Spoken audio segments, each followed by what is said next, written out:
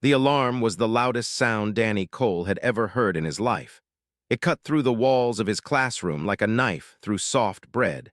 It made his teeth hurt and his heart jump in his chest. Every student in the room stopped what they were doing and looked at him with fear in their eyes. Danny was a human teacher at the Galactic Unity Academy on Station 7. He was 31 years old with messy brown hair and green eyes that always seemed to be smiling. He was not a big man. He was not a strong man. But he was a kind man, and that kindness had made him one of the most loved teachers at the academy. Today he had been teaching his class about Earth animals. He had been showing them pictures of dolphins and explaining how these creatures used sound to talk to each other. The students had been fascinated. They always loved learning about Earth. It was such a strange little planet with such strange little creatures. But now the dolphins were forgotten. Now there was only the alarm and the fear that came with it. "Everyone stay calm," Danny said. His voice was steady even though his hands were shaking. "Let me find out what is happening." The alarm stopped for a moment and a voice came through the speakers. It was Ambassador, the head of the academy. He was a species that looked like tall blue humans with 4 arms and silver eyes. His voice was usually calm and measured. Today it was tight with fear. "Attention all personnel. This is an emergency announcement. Security containment in Sector 9 has failed. The subject has escaped. All teachers must take their students to the nearest emergency shelter immediately. Security teams are responding. Do not attempt to confront the subject. Repeat, do not attempt to confront the subject." Danny felt his blood turn to ice in his veins. The subject, everyone on the station knew about the subject. They whispered about it in the corridors. They told scary stories about it late at night. The guards who worked in Sector 9 always looked tired and scared, like they had seen something that haunted their dreams. Were the most feared species in the entire galaxy. They were massive predators standing nearly 3 meters tall at the shoulder. They had powerful bodies covered in thick fur. They had claws that could tear through metal. They had teeth that could crush bone. But worst of all, they had intelligence. They were not mindless beasts. They were smart. They could think and plan and hunt with terrible patience. The collective wars had nearly wiped out their species 20 years ago. Most people believed that was a good thing. We're too dangerous to exist, they said. The galaxy was safer without them. But Danny knew something that most people did not know. He knew that we're not just monsters. He knew this because he had been taking care of 3 of them for the past 10 months. He looked at the back of his classroom where 3 small shapes were huddled together. Nox and Little Tarn. The 3 cubs who had been placed in his care after their parents died in a transport accident. They were small compared to adult, no bigger than large dogs, had dark blue fur and amber eyes. Nox had black fur with silver streaks. Tarn, the smallest, had pure black fur and golden eyes that were too big for her face. Right now, all 3 of them were trembling. "Danny," said, her voice was barely a whisper. "We can feel something, an adult, she is close." Danny's heart beat faster, could sense each other through something called emotional resonance. It was a kind of mental connection that let them feel what other were feeling. The cubs had explained it to him once. They said it was like a warm presence in their minds when they were near each other. "What does she feel like?" Danny asked. Nox's fur was standing up along his spine. "Angry," he said. "So angry and hurt. She has been hurt for a long time." "Scared too," Little Tarn added. She pressed herself against Danny's leg. "Under all the angry, she is very scared." Danny took a deep breath. He had 14 students in his class today, 3 younglings with their blue skin and 4 arms, 4 small furry creatures with big ears and kind hearts, 2 tall and thin with skin that changed color based on their emotions, 2 rock-like beings who moved slowly but were incredibly strong, and the 3 cubs. All of them were looking at him. All of them were waiting for him to tell them what to do. "Okay," Danny said. "We are going to the emergency shelter. It is just down the corridor. We will walk together, we will stay together, and we will be safe. Does everyone understand?" 14 heads nodded. "Good, follow me, stay close. Do not run unless I tell you to run." Danny opened the classroom door and looked out into the corridor. The hallway stretched in both directions, curving gently to follow the shape of the station. Emergency lights were flashing red on the walls. The normal lighting had been replaced by a harsh white brightness that made everything look sharp and strange. Other people were moving through the corridor. Danny saw a group of scientists hurrying past. He saw a family helping their elderly grandmother move toward safety. Everyone was scared, but they were following the rules. They were going to the shelters. Danny stepped out into the corridor and waved for his students to follow. The cubs stayed close to his legs, their small bodies pressed against him as they walked. The other students clustered behind them. They moved as a group, a small collection of young aliens from different species, all depending on one human to keep them safe. The emergency shelter was just 2 corridors away. Danny counted the doors as they passed. Room 301, the science lab. Room 302, the art room. Room 303, a storage closet. They just needed to get to the junction, turn left, and go straight to the shelter. They were almost at the junction when suddenly stopped. "She is coming this way," said. "The adult, she has found our scent. She knows we are here." Danny's heart seemed to stop for a moment. Then it started beating again, harder and faster than before. He looked around quickly, trying to think. The shelter was still far away. Could they make it in time? He looked at his students. They were not fast runners, they moved even slower. And the cubs, while faster than most of his students, were still just children. They could not outrun an adult. Nothing in the galaxy could outrun an adult. Danny made a decision. He pointed at the storage closet they had just passed. "Everyone inside," he said. "Now, quickly." He pushed open the door to room 303 and herded his students inside. The storage closet was bigger than it looked from outside.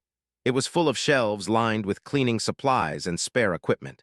But more importantly, Danny saw what he was looking for at the back of the room. A heavy metal door with a security panel beside it. A secondary emergency shelter, meant for maintenance workers who might be caught away from the main shelters during an emergency. "Go to the back," Danny said. "Everyone go through that door. I will be right behind you." The students rushed toward the shelter door. Danny stayed by the entrance to the storage closet, counting heads as they passed him. 1, 2, 3, 4, 5, 6, 7, 8, 9, 10, 11, 12, 13, 14. Wait. The cubs were last, and they had stopped at the shelter door. They were looking back at him with wide eyes. "Danny, come with us," said. "I will," Danny promised. "Go inside now, protect your brother and sister." Hesitated for a moment longer, then pushed Nox and Tarn through the shelter door. She followed them inside, looking back at Danny one more time before the door closed behind her. Danny turned back to the storage closet door and pressed the lock panel. The door slid shut with a soft hiss. He knew it would not stop an adult for long. Those creatures could tear through metal like it was paper, but maybe it would slow her down. Maybe it would give his students a few extra seconds. He turned and started walking toward the shelter door. He had only taken 5 steps when he heard a sound that made every hair on his body stand up. Something was moving in the corridor outside, something big. He could hear the soft pad of massive feet on the floor. He could hear the click of claws against metal. He could hear breathing, deep, slow, controlled breathing, the breathing of a hunter who had found her prey. Danny stopped walking. He stood in the middle of the storage closet, surrounded by shelves of cleaning supplies, and waited. The door exploded inward. It did not just open. It did not just break. It exploded. Pieces of metal flew through the air like leaves in a storm. Danny threw himself behind a shelf as a chunk of door the size of his head flew past where his face had been a moment before. When he looked up, she was there. The stood in the ruined doorway like a nightmare made real. She was huge. Even standing on 4 legs, her shoulder was higher than Danny's head. Her fur was black, so black that it seemed to drink in the light around her. Her eyes were gold, bright and burning, and they were fixed directly on him. She was covered in scars. Danny could see them even through her thick fur. Old wounds that had healed into ridges of pale tissue. Burns that had left patches of bare skin. Marks that spoke of years of pain and suffering. This was the subject. This was the creature that everyone on the station feared. This was the predator who had just torn through a reinforced metal door like it was made of wet paper. And she was looking right at him. Danny stood up slowly from behind the shelf. His legs were shaking. His hands were shaking. His whole body was telling him to run, to hide, to do anything to get away from this monster. But he did not run. He could not run. His students were behind him in that shelter. His cubs were behind him. And Danny was the only thing standing between them and this creature. So he did something that surprised even himself. He stepped out into the open and faced the directly. "Stop," he said. His voice came out smaller than he wanted it to. It cracked on the word, but he said it. He actually said it. The tilted her massive head. Her golden eyes narrowed. She looked at him the way a cat might look at a mouse that had just squeaked at it. "A human," she said. Her voice was deep and rough. It sounded like rocks scraping against each other, but she was speaking in universal standard, the common language used by all species in the galactic unity. She was intelligent. She could communicate. Danny held on to that fact like it was a lifeline. "Yes," he said, "I am human. My name is Danny Cole. I'm a teacher at this academy." They took a step closer. The floor shook slightly under her weight. Danny forced himself not to step back. He forced himself to stand his ground even though every part of him was screaming to flee. "I smell fear on you, Danny Cole," they said. "Your body is telling you to run. Why do you not run?" "Because my students are behind me," Danny said. "I will not leave them." Another step closer. They was so close now that Danny could feel the heat coming from her body. She was warm, much warmer than a human. He could see the details of her scars up close. He could see the places where her fur was matted and dirty. She had been through terrible things. She had suffered. But she was still terrifying. "Your students," she repeated. Her nostrils flared as she breathed in deeply. Danny knew she was analyzing the scents in the room, had an incredible sense of smell. They could detect individual chemical compounds, could track a scent trail for kilometers, could identify the emotional state of their prey just from the chemicals their bodies released when they were afraid. She could smell his fear. She could probably smell his students too, hiding in the shelter at the back of the room. Then something changed in her expression.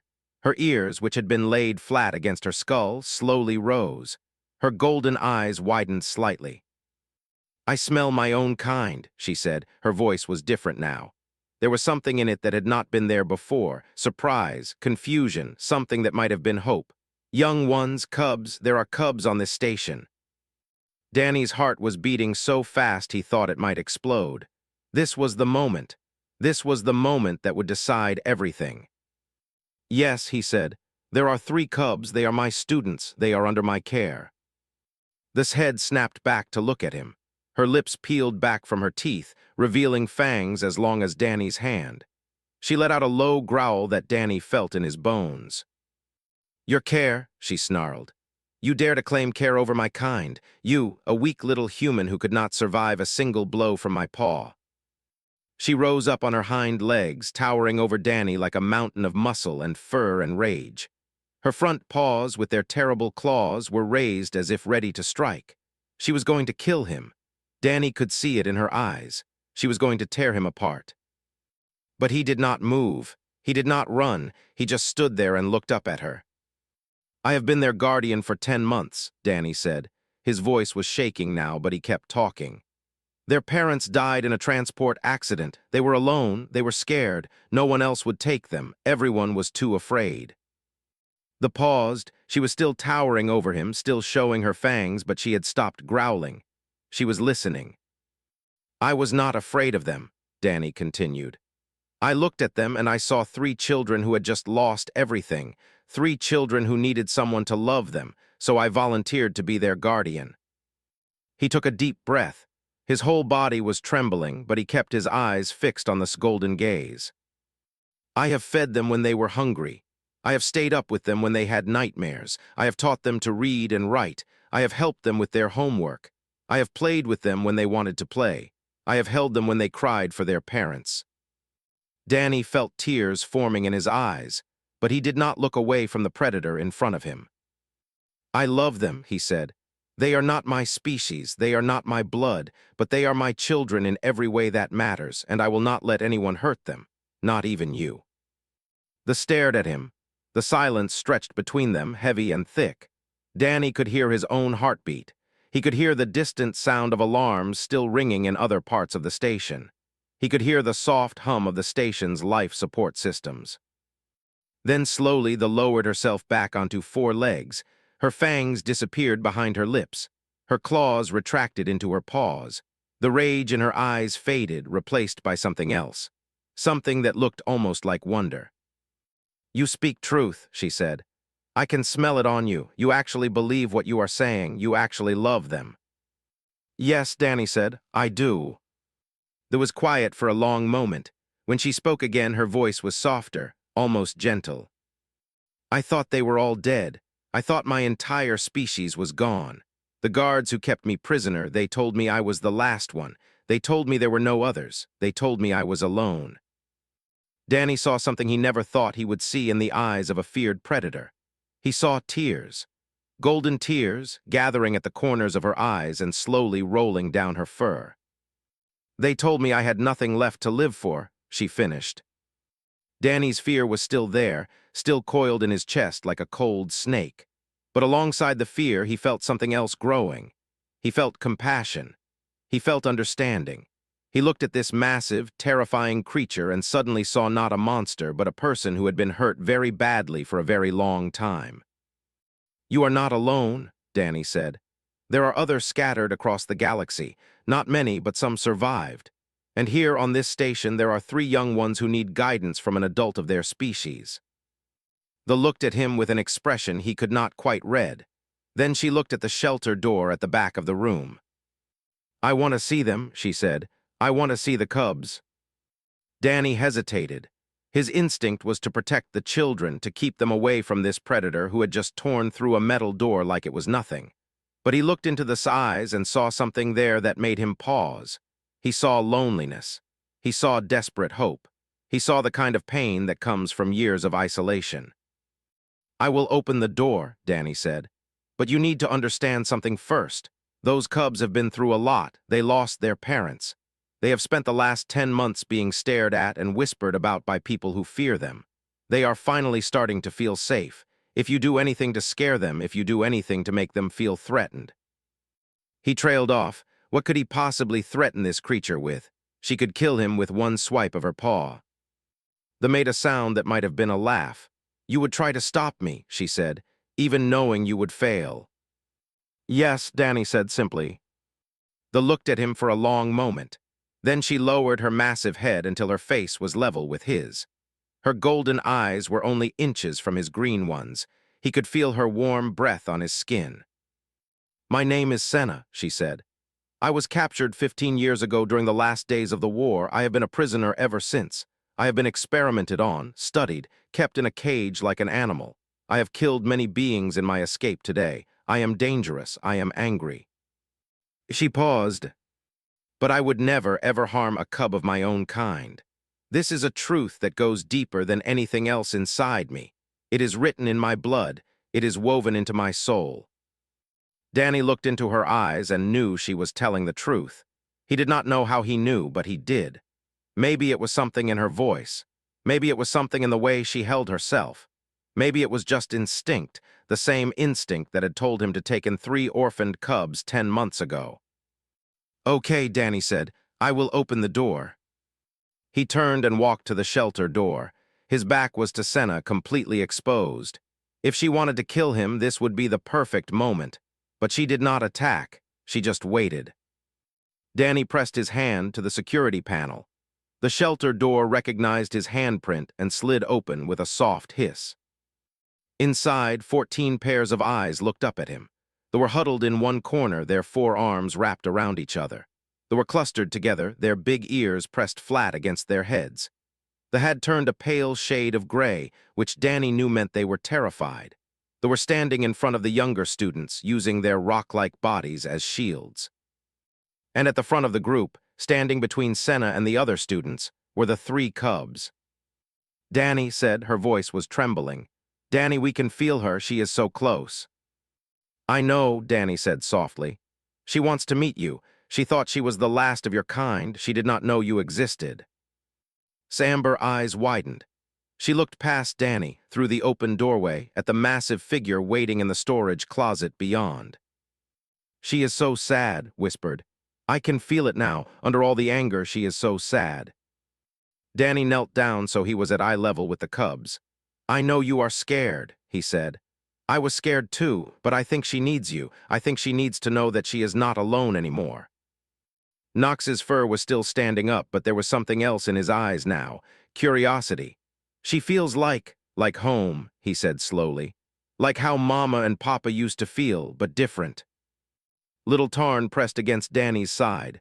Will she hurt us? She asked in a tiny voice. Danny put his arm around her. No, he said. I do not think she will, but if you are too scared, you do not have to go out there. I will close the door and we will wait for the security teams to come. The three cubs looked at each other. Some kind of silent communication passed between them, the emotional resonance that connected all, then looked back at Danny. We want to meet her, said. We have never met another adult of our kind, not since Mama and Papa died. Danny nodded. He stood up and stepped aside, leaving the doorway clear. Go ahead, he said. I will be right here. Took a step forward, then another. Then she was through the doorway and into the storage closet beyond. Senna was waiting there. She had lowered herself to the floor, lying flat on her belly to make herself as small as possible, which was still very large, but she was trying. She was trying not to appear threatening. Stopped about 2 meters away from Senna's massive head. For a long moment, they just looked at each other, the young cub and the ancient predator. Two, separated by age and experience and years of pain, connected by something deeper than words. Your fur is darker than mine, said finally. Yes, Senna replied. Her voice was gentle now, so different from the growling rage of minutes before. My family came from the northern regions of our home world.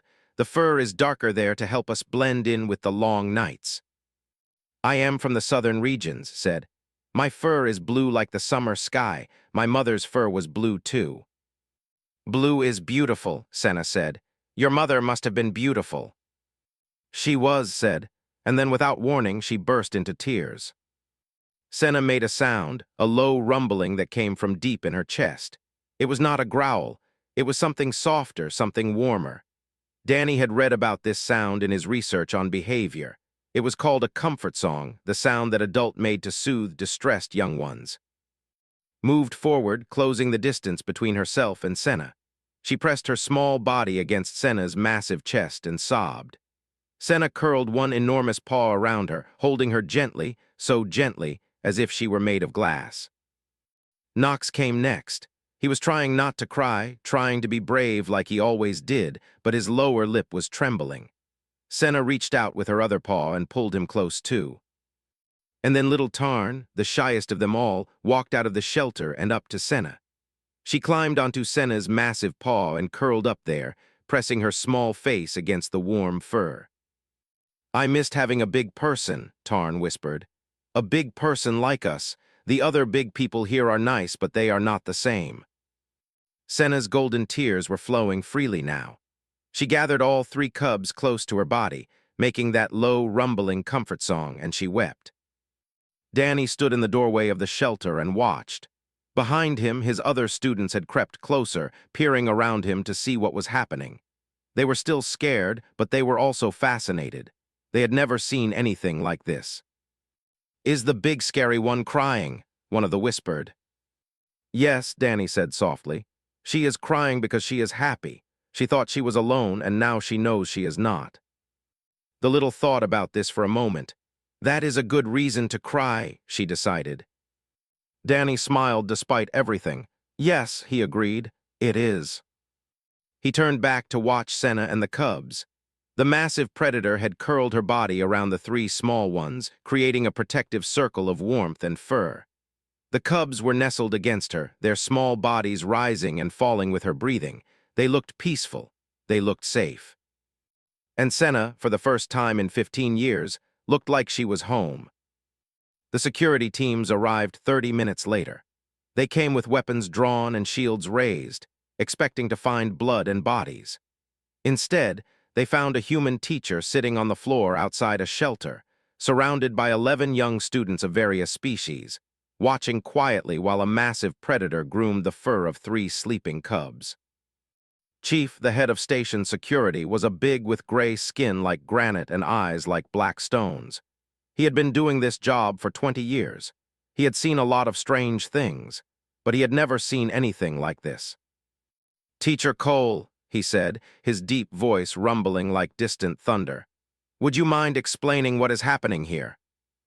Danny stood up slowly, being careful not to make any sudden movements. Senna had looked up when the security teams arrived, her body tensing, her lips starting to pull back from her teeth. But Danny had placed a hand on her shoulder and she had relaxed, just a little, but enough. "Her name is Senna," Danny said quietly. "She was captured 15 years ago. She has been a prisoner ever since, told that her entire species was extinct. When she escaped today, she was planning to kill as many people as possible before she was stopped." Chief's stone eyes flickered to Senna, "And yet she did not kill you." "No," Danny agreed, "because she found out that her species is not extinct. She found out about the cubs." He looked back at Senna, and the 3 small shapes nestled against her fur. When she saw them, when she realized that there was still hope, she stopped being a killer. She started being what she always should have been, a protector, a guardian, a mother. Chief was silent for a long moment. His stone face was hard to read, but Danny thought he saw something there. Understanding, maybe, or at least the beginning of it. "The ambassador is on his way," Chief said finally. "This will need to go before the council. There will be questions, investigations." "I understand," Danny said. "But I want you to know something, Chief. Whatever happens, I am not going to let anyone put her back in a cage, and I am not going to let anyone take those cubs away from her." Chief looked at him with those black stone eyes. "You would fight the council, fight the entire station." Danny thought about the question. He thought about his job, his reputation, his place in the galactic community. He thought about all the things he might lose if he stood against the authorities. Then he looked at Senna and the cubs, at the peace on their faces, at the way the 3 small ones had curled against the large one like they had finally found where they belonged. "Yes," Danny said, "I would." Chief stared at him for a long moment. Then he made a sound that might have been a laugh. "Humans," he said, shaking his rocky head, "you are such strange creatures." He turned to his security team. "Lower your weapons. The situation is under control." "Sir," one of the officers said, surprised. "You heard me. Lower your weapons. Post guards outside the room. No one goes in or out until the ambassador arrives." Chief looked back at Danny. "Teacher Cole will stay with he seems to have things handled." The security team followed orders, though Danny could see the confusion and fear on their faces. They were trained to deal with threats, not with whatever this was. Danny sat back down on the floor. His other students had moved closer, no longer hiding in the shelter. They seemed to understand that the danger had passed, at least for now. The younglings were watching Senna with curious eyes. They were whispering to each other, their big ears twitching. They had turned a soft shade of blue, which meant they were feeling calm. Even the usually stoic seemed interested. "Teacher Danny," one of them said. It was Pip, a small female with especially fluffy fur. "Is the big going to stay with us?" Danny looked at Senna, who was still grooming the sleeping cubs. Her golden eyes met his, and something passed between them. Understanding, trust, the beginning of something new. "I do not know yet, Pip," Danny said honestly, "but I hope so." Ambassador arrived an hour later. He was tall and imposing, his blue skin marked with the silver patterns that showed his high status among the. He had 4 arms, like all his species, and right now all 4 were crossed in front of his chest. His silver eyes swept across the scene, taking in everything. Danny rose to meet him. He was tired, more tired than he had ever been in his life. But he straightened his back and met the ambassador's gaze without flinching. "Ambassador," he said, "thank you for coming." "Teacher Cole?" The ambassador's voice was cool, controlled. "I am told that you have somehow prevented a disaster today. I am also told that you have made some rather bold promises about the future of our escaped prisoner. Her name is Senna, Danny said, and she is not a prisoner anymore. She is a mother who found her children. Ambassador's forearms unfolded slowly. He looked past Danny at Senna and the cubs. The large was awake and watching him, her golden eyes wary. The cubs were awake too, pressed against her sides, looking at the ambassador with a mixture of fear and curiosity. You understand that I cannot simply release a dangerous predator into the station's general population, Ambassador said. She killed 3 guards during her escape. She caused significant damage to station infrastructure. She terrified thousands of residents. I understand, Danny said, but I am asking you to consider the circumstances. She was held captive for 15 years. She was experimented on. She was told that her entire species was dead. Is it any wonder she was angry? Is it any wonder she wanted revenge? Understanding the reasons for violence does not excuse it, Ambassador said. No, Danny agreed. It does not, but it can help us find a better path forward. He took a deep breath. Senna has agreed to cooperate with a rehabilitation program. She is willing to work with counselors and psychologists. She is willing to prove that she can be a peaceful member of our community. All she asks is that she be allowed to stay with the cubs. Ambassador's silver eyes narrowed. And what is your role in all this, Teacher Cole? Why are you advocating for this creature? Danny thought about the question. Why was he doing this? Why was he risking everything for a predator he had just met? Then he looked at the cubs, at their small faces watching him with trust and hope, and he knew the answer. Because she is family, Danny said simply. Not my family by blood, but family nonetheless. Those cubs are my children. I have cared for them for 10 months. I love them, and Senna loves them too. She is the only adult of their species they have ever known besides their parents. They need her, and she needs them. He met the ambassador's gaze steadily. I am asking you to give us a chance. Give Senna a chance to prove that she can be more than what the galaxy fears. Give the cubs a chance to grow up with both a human father and a mother. Give all of us a chance to show that different species can be a family. Ambassador was silent for a long time. His silver eyes moved from Danny to Senna to the cubs and back again. His 4 hands opened and closed as he thought. Finally, he spoke. You ask for a great deal, Teacher Cole. You ask me to trust a creature who has killed, who has destroyed, who has given every reason to be feared. Yes, Danny said, I do. And if I refuse, if I order the security teams to take her back into custody? Danny straightened his shoulders. Then I will fight you, not with weapons. I know I would lose that fight, but I will fight you through every legal channel available. I will file petitions with the Galactic Unity Council. I will contact every news organization in the galaxy. I will tell the story of what happened here today, how a feared predator stopped killing when she found something worth living for. He took a step closer to the ambassador. I will be very, very annoying, Ambassador. I promise you that. Ambassador stared at him. Then, incredibly, he laughed. It was a strange sound, like wind chimes in a storm, the way of expressing amusement. You have courage, Teacher Cole. Foolish courage, perhaps, but courage nonetheless. He turned to look at Senna. The massive had risen to her feet, placing herself between the cubs and the ambassador. She was not growling, but her posture made it clear that she would fight if she had to. Senna, Ambassador said, you have heard what Teacher Cole has said on your behalf. Do you agree with his terms? Will you submit to a rehabilitation program? Will you work to prove that you can be trusted? Senna's golden eyes met the ambassador's silver ones. I will, she said. I have no wish to kill anymore. I have something to live for now, something precious. I will do whatever is necessary to stay with these cubs. Ambassador nodded slowly. Very well. Against my better judgment, I will grant your request. Senna will be released on a provisional basis. She will be confined to the academy grounds. She will be monitored at all times. She will participate in psychological evaluation and rehabilitation programs. He turned back to Danny. And you, Teacher Cole, will be responsible for her. If she fails, if she hurts anyone, the consequences will fall on your head. Do you understand?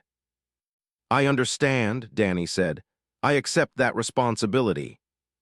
Then we have an agreement. Ambassador turned to leave, then paused at the door. One more thing, Teacher Cole. The council will want to review this arrangement in 6 months. I suggest you use that time wisely. After the ambassador left, Danny let out a breath he had not realized he was holding. His knees felt weak.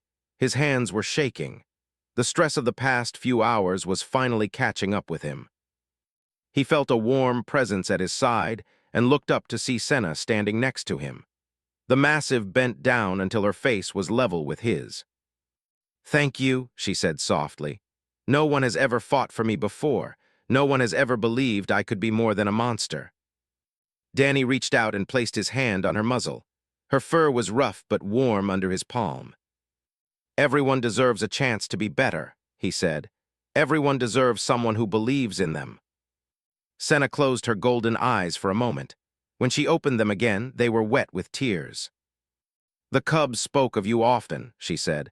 "In that short time we were together, they told me about their human guardian. They said you were kind. They said you made them feel safe. They said you loved them." She pressed her forehead gently against Danny's, a gesture of deep affection in culture. "They were right," Senna said. "You are a good person, Danny Cole, a good father, and I am grateful that my people's last children have someone like you to care for them." Danny felt tears running down his own face.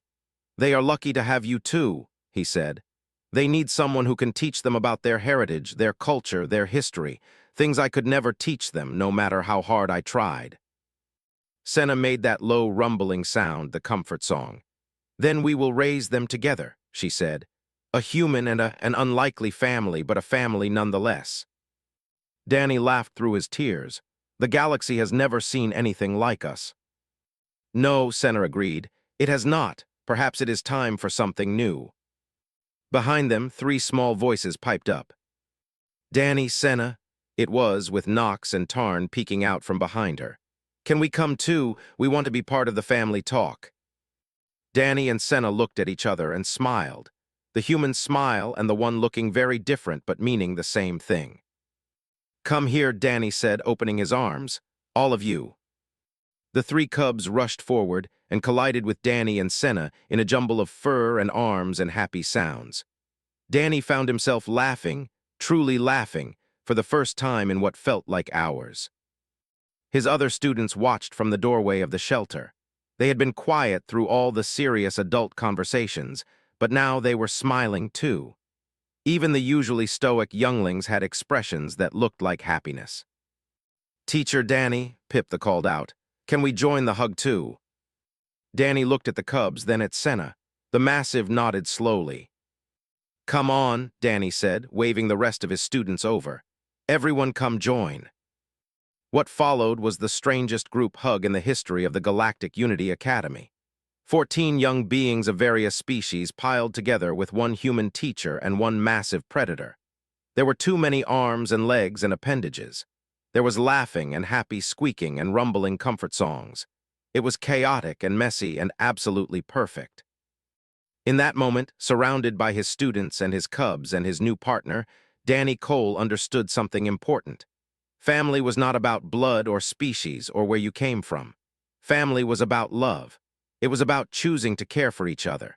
It was about standing together when things were hard and celebrating together when things were good. And right now, in this storage closet on a space station far from Earth, Danny had more family than he had ever imagined possible. The next few weeks were challenging but full of hope. Senna moved into a large room near Danny's quarters. It was not as big as she would have liked, but it was better than a cage. Much better than a cage. The cubs split their time between Danny's quarters and Senna's room. Most nights they slept with Senna, curled up in a pile of warmth. But they always came to Danny for breakfast, for homework help, for the 100 little moments that made up a normal day. Danny kept teaching his classes, but now he had an assistant.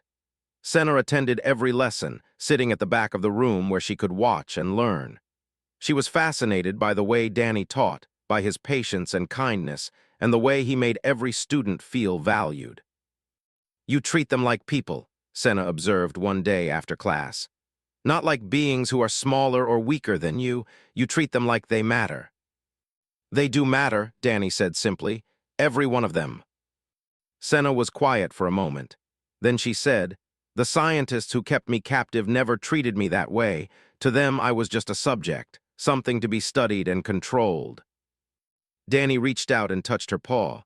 "That was wrong of them, and I am sorry you went through that." Senna looked at his small hand resting on her massive paw. "You are very brave, Danny Cole. You touch me like I am not dangerous at all." "You are not dangerous to me," Danny said. "Not anymore, you are family." Senna made that rumbling comfort song sound, and Danny knew it was her way of saying she felt the same. The station's residents slowly grew used to seeing Senna in the corridors. At first, they would freeze in terror whenever she appeared. Some would run. Some would hide. A few brave ones would stay still and watch her pass with wide, frightened eyes. But as days turned into weeks, the fear began to fade. People saw Senna walking the cubs to class. They saw her helping Danny carry supplies. They saw her sitting in the station's garden, letting the cubs climb on her while she bathed in the light of a simulated sun. She was still massive and powerful and covered in scars. She still looked like a predator, but she no longer acted like one.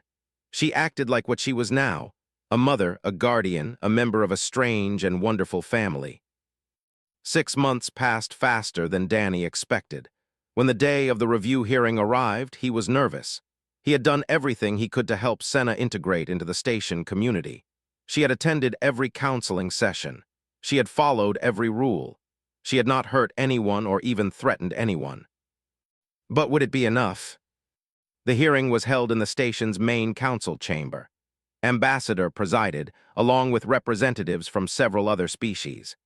The room was full of observers, teachers, scientists, security officers, and curious residents who wanted to see what would happen. Danny sat at a table in front of the council with Senna beside him. The cubs sat behind them, too nervous to speak, but wanting to be there for support. "This hearing is to review the provisional release of the known as Senna," Ambassador announced. "Over the past 6 months, she has been evaluated by psychological professionals, monitored by security personnel, and observed by numerous witnesses. We are here to decide whether her provisional release should be made permanent."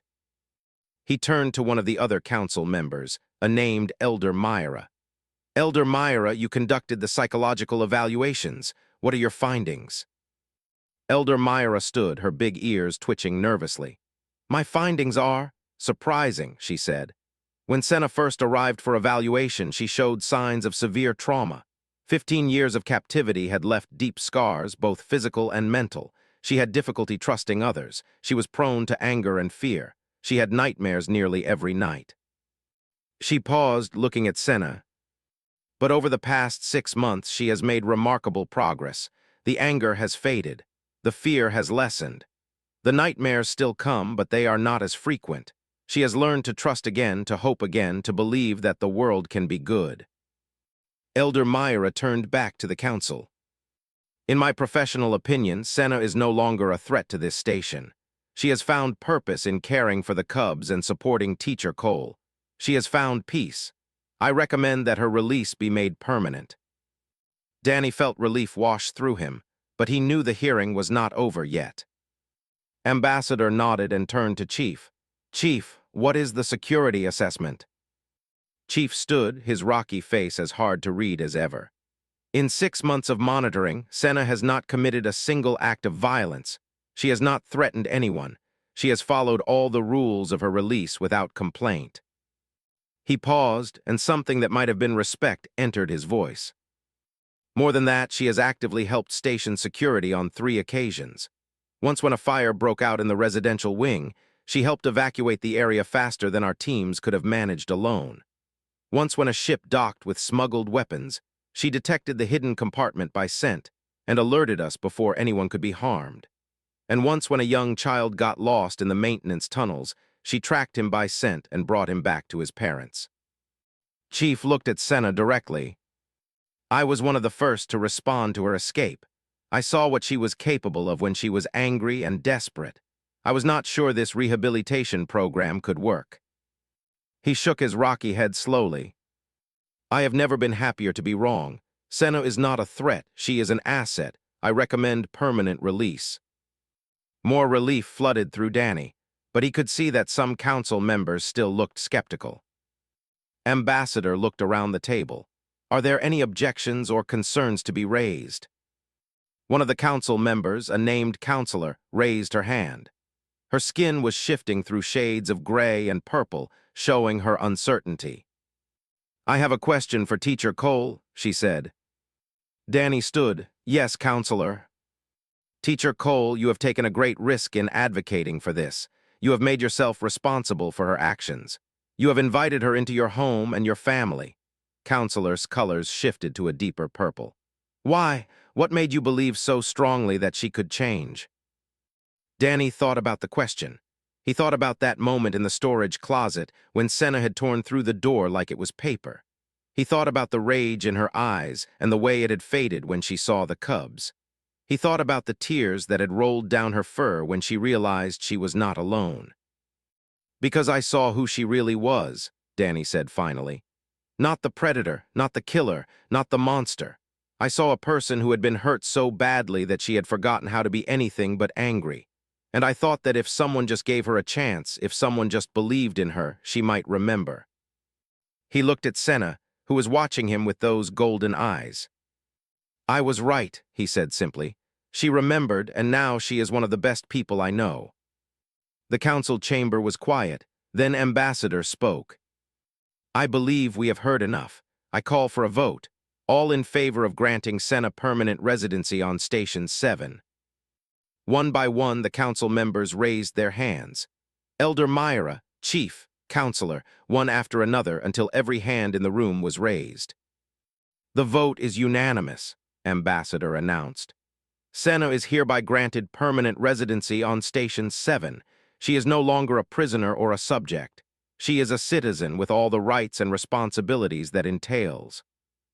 The council chamber erupted in cheers. Danny felt tears streaming down his face, but he did not care. He turned to Senna and found her crying, 2 golden tears rolling down her dark fur. We did it, Danny said. You are free, really free. Senna bent down and pressed her forehead against his. We did it together, she said. I could never have done this alone. Behind them, the cubs were jumping up and down with excitement. Does this mean Senna can stay forever? Asked. Yes, Danny said, laughing through his tears. Forever. Can we celebrate? Knox wanted to know. Can we have a party? Yes, Danny said. We can definitely have a party. Little Tarn, the quietest of the three, walked up to Senna and held up her small paws. Senna scooped her up gently, cradling the tiny cub against her massive chest. Home, Tarn said softly. We are home. Senna closed her eyes and held her close. Yes, she agreed. We are home. And in that council chamber, surrounded by aliens of a dozen different species who had once feared her, Senna understood something for the first time in 15 years. She was not a monster. She was not a weapon. She was not a subject to be studied and controlled. She was a mother, a protector, a member of a family. And thanks to a small, brave human who had refused to give up on her, she was finally free. A year later, the Galactic Unity Academy was different than it had been before. There were new programs focused on cross-species cooperation. There were new classes about understanding and accepting differences. And there was a new family that everyone on the station knew about.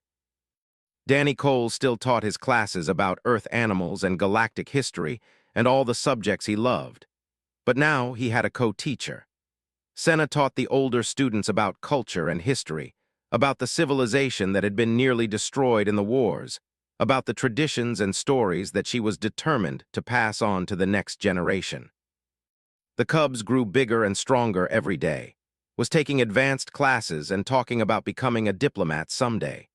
Knox was training with the security teams, learning to use his natural abilities to help protect the station.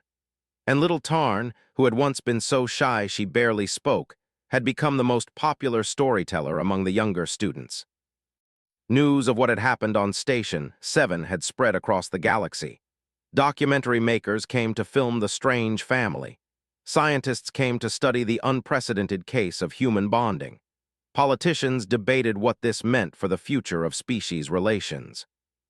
Through it all, Danny and Senna just kept doing what they had always done. They raised their cubs, they taught their students, they lived their lives. One evening, about a year after the council hearing, Danny was sitting on a balcony overlooking the station's central garden. The artificial sun was setting, painting the sky in shades of orange and pink. Senna sat beside him, her massive body taking up most of the balcony space. The cubs were playing in the garden below, chasing each other through the flowers and laughing. "Do you remember that day in the storage closet?" Danny asked. Senna rumbled softly. "I remember everything about that day, the anger, the fear, the hopelessness, and then you, standing there, refusing to run, refusing to abandon your cubs even though you knew I could kill you with one blow." She looked at him with those golden eyes. "That was the day everything changed, not just for me but for all of us." Danny nodded. "Sometimes I think about what would have happened if things had gone differently, if you had attacked before you smelled the cubs, if I had not been brave enough to stand my ground, if the ambassador had not agreed to give us a chance." "But those things did not happen," Senna said. "You were brave, I did smell the cubs, the ambassador did give us a chance. And now—" She gestured with one massive paw at the garden below, at the cubs playing, at the other students and families moving through the space, and human and an all together. "Now we have this, a family, a home, a future." Danny smiled. "You know what humans call this, a happy ending." Senna made that rumbling sound that was her version of a laugh. "I have learned about human stories. They always seem to have happy endings." "Not always," Danny admitted, "but the best ones do." He leaned against Senna's warm side, feeling the rumble of her breathing, watching the cubs play in the fatting light. "This is the best one," he said. Senna wrapped one massive arm around him, holding him gently. "Yes," she agreed, "it is." In the garden below, looked up at the balcony where her two parents sat together. She smiled and waved, and both Danny and Senna waved back. Then she turned back to her siblings and resumed the game, running and laughing in the golden light of the artificial sunset. And Station 7, which had once trembled in fear at the thought of a predator, settled into a peaceful evening, secure in the knowledge that sometimes the most unlikely families were the strongest of all. Because that was what humans had taught the galaxy, through their stubborn courage and their endless capacity for love. Family was not about blood or species, or where you came from. Family was about choice. It was about standing together. It was about opening your heart to anyone who needed it. And that, in the end, made all the difference. The end,